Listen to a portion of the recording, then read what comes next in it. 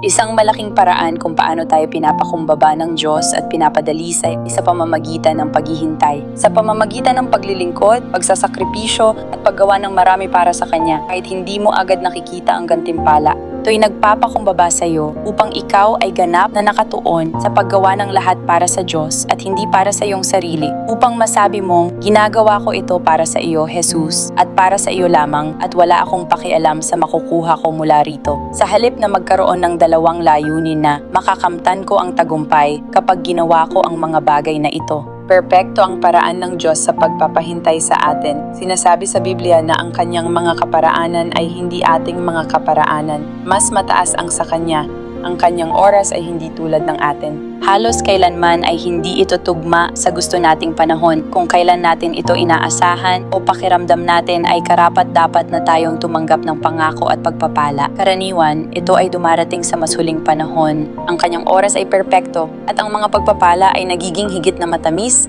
dahil ito'y dumating sa tamang panahon ng Diyos. Dahil tayo'y naghintay, ang pagpapala ay nagkakaroon ng mas malalim na kahalagahan sapagkat tayo'y nahubog na upang ito'y maalaga ang mabuti imbes na tayo'y durugin nito pagdating.